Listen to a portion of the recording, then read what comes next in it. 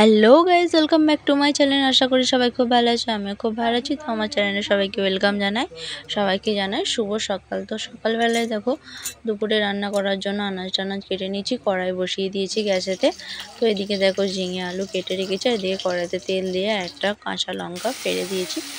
এরপর ঝিঙেগুলো দিয়ে দিচ্ছি। তো দেখো ঝিঙেগুলো দিয়ে হালকা করে ভেজে নেবো। ঝিঙেগুলো লবণ দেবো না, লবণ না দিয়ে ভালো করে ভেজে নেবো।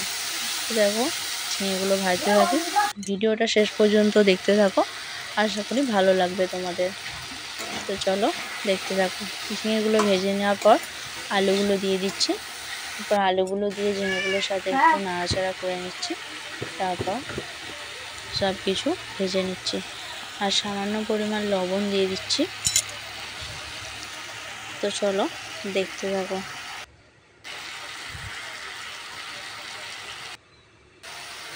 এরপর সব কিছু ভাজা হয়ে গেছে, তারপর যতটা পরিমাণ জল লাগবে ততটা পরিমাণ জল দিয়ে ঝিঙে আলুগুলো একটু নাড়াচাড়া করে ঢাকা দিয়ে রেখেছিলাম। তো কিছুক্ষণ ঢাকা দেওয়ার পর দেখো ঢাকনা খুলে নিচ্ছি, নিয়ে দেখবো আলুটা সেদ্ধ হয়েছে নাকি। তো আলুটা নাড়াচাড়া করে দেখলাম সেদ্ধ হয়েছে। তারপর যে পোস্ত বাটাটা বেটে রেখেছিলাম সেটা দিয়ে দিলাম, দিয়ে নামিয়ে নিয়েছি।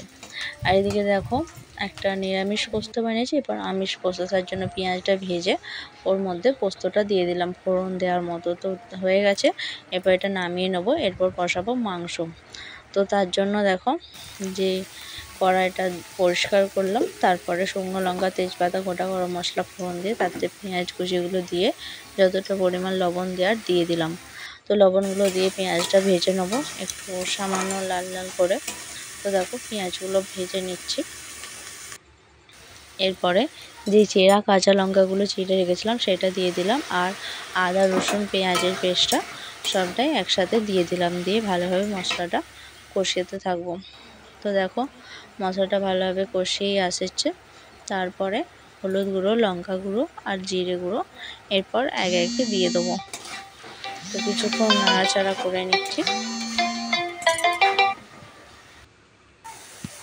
তারপর সব মশলাগুলো একসাথে দিয়ে দিচ্ছি, দিয়ে নাড়াচাড়া করে। আর এইদিকে দেখো মাংসটাতে হালকা তেল আর লবণ মাখিয়ে নিচ্ছি, দিয়ে কিছুক্ষণ রেখে দেবো যতক্ষণ মশলাটা কষাবো। তো দেখো ভালোভাবে মাখিয়ে নিলাম। আর মাংসর পিসগুলো খুব সুন্দর ছিল, পিসগুলো আমি আর কাটিনি, একবারে দোকানে কাটিয়ে নিয়ে এসেছিলো। তো সেই রকমই আছে মাংসর পিসগুলো, বেশ সুন্দর। জানি না কতটা কি তোমাদের সাথে শেয়ার করতে পারবো। তো ভালোভাবে দেখো জিরে গুঁড়ো দিয়ে দিচ্ছি। এদিকে আমার ছেলে খাবার তৈরি হচ্ছে কুকারে, সেটা সিটি পড়ছে। তারপর এতে টমেটো কুচিটা দিয়ে দিচ্ছি। টমেটো কুচিটা দিয়ে দেখো মশলাটা কালারটা একদম অসাধারণভাবে মশলাটা থেকে তেল ছেড়ে এসেছে। মশলাটা কয়েকবার কষিয়ে নেবো এরকমভাবে, ভালোভাবে তেল ছেড়ে মানে না আসা পর্যন্ত ভালোভাবে কষিয়ে নিচ্ছি। কয়েকবার হালকা জল দিয়ে দিয়ে মশলাটা ভালোভাবে ফুটিয়ে কষিয়ে নেবো। তো চলো দেখতে থাকো।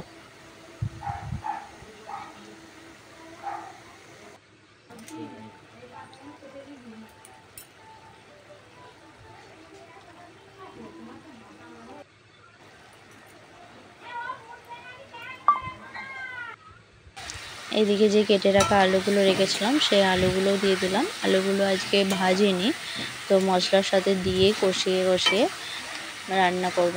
তো দেখো কেটে রাখা আলুগুলো মশলার সাথে ভালোভাবে মিশিয়ে নিচ্ছি।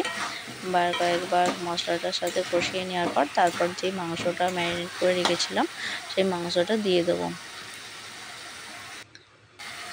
তো দেখো কষানো হয়ে গেছে, ওই মাংসটা এরপর ওর সাথে দিয়ে দিচ্ছি, দিয়ে ভালোভাবে কষাতে থাকবো। এটা যেহেতু পাঁঠার মাংস সেই জন্য অনেকক্ষণ কষিয়ে নিতে হবে, যাতে ভালোভাবে মশলার সব কিছু ওর মধ্যে ঢোকে। তো চলো কষাতে থাকি আর তোমরাও দেখতে থাকো। এরপর দেখো ভালোভাবে কষানো হয়ে গেছে, এবার জল দিয়ে দিচ্ছি। তো দেখো জল দিয়ে দিয়েছি, বেশ ফুটছে। আর চারিদিকে দেখো তেলের পোর্শনটা দারুণ লাগছে, তাই না? দেখেই জিভে জল চলে আসছে আমার। আর তোমাদের কার কার মনে হচ্ছে খেতে, তারাও চলে আসতে পারো আমার বাড়িতে। আর ভিডিওটি কেমন লাগলো জানিও, ভালো লাগলে লাইক কমেন্ট শেয়ার করো বন্ধুরা। আর দেখো লাঞ্চ থালিতে কী নিয়ে নিয়েছি ভাত, একটা লেবু, এদিকে ঘি করলা ভাজা, স্যালাড নিয়ে নিয়েছি, শসা আর পেঁয়াজ কুচি, আর নিয়ে নিয়েছি ঝিঙে আলু পোস্ত আর কচু পুঁই শাক, আর নিয়ে নিয়েছি পাঁঠার মাংস।